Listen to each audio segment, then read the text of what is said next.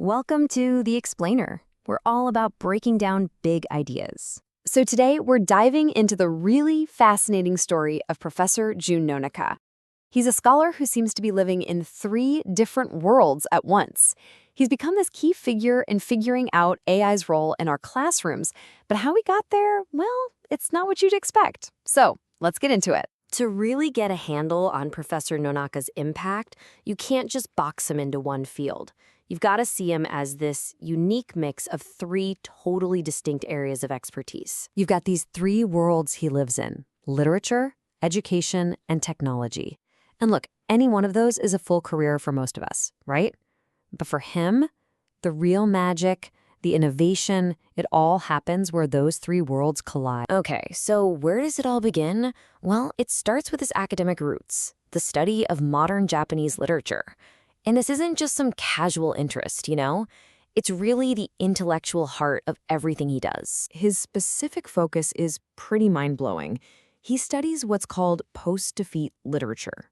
This whole field looks at how Japanese society and its artists had to deal with a totally system-shattering event, the end of World War II. I mean, just think about that for a second. His whole field is about what you do when your culture's most basic beliefs just crumble. And this quote from his work really hits the nail on the head. He's studying how authors scrambled to find new meaning, new ways to express themselves when the old certainties, the old gods, were gone. Now, hang on to that idea, this whole theme of navigating huge, massive disruption, because it's going to be super important later. But here's the thing. Professor Nonaka is not some stuffy academic locked away in an ivory tower. Nope. His ideas weren't just born in a library. They were really forged in the heat of a real classroom over decades. Get this, for almost 30 years, he was a high school teacher. That is an incredible amount of on-the-ground, front-lines experience.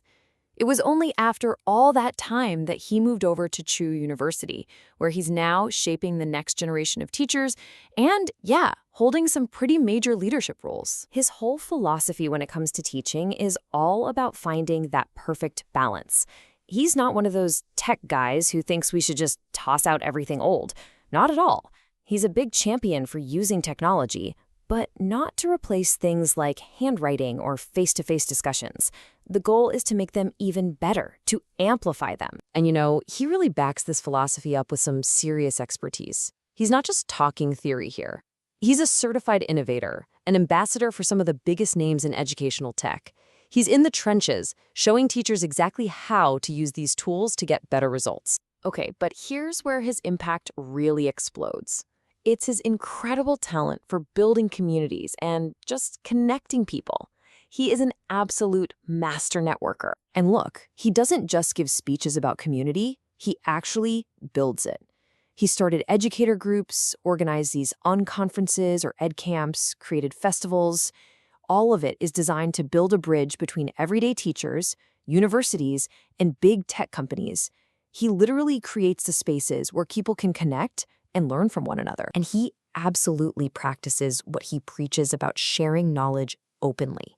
His YouTube channel, it's got over 350 videos on it.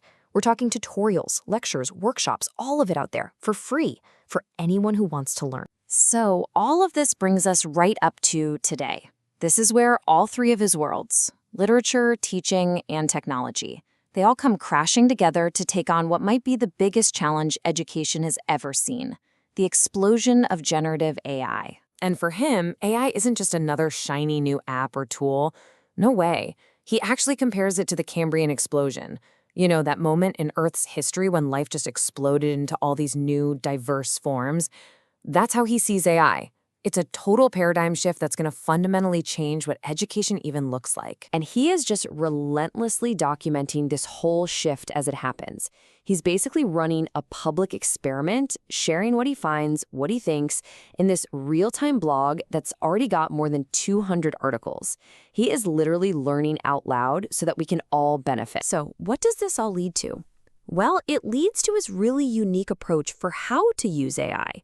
For him, it's not just about, writing a better prompt. It's this 3-step dance. First, you collaborate with the AI. You treat it like a thinking partner. Then you critique what it gives you, using a sharp analytical eye. And finally, you create something totally new that has that unique human value added to it. And this is where it all snaps into focus. It brings us right back around to that question we started with. Because here's his core argument. The most important skill we need to navigate this new AI-powered future, it isn't coding. It's the critical thinking of a literary scholar, that ability to read something closely, to analyze it for bias, for intent, for what's not being said. That is exactly the skill you need to look at what an AI generates. It's like his whole career, all three parts of it, has been the perfect training for this very moment. And that really leaves us with a final kind of provocative thought, doesn't it? In a world that is completely obsessed with what's new, what's next, what's shiny, Professor Nonaka's story suggests that maybe, just maybe, our biggest strengths are hiding in those timeless human skills we thought we were supposed to leave behind. So, what's your secret superpower?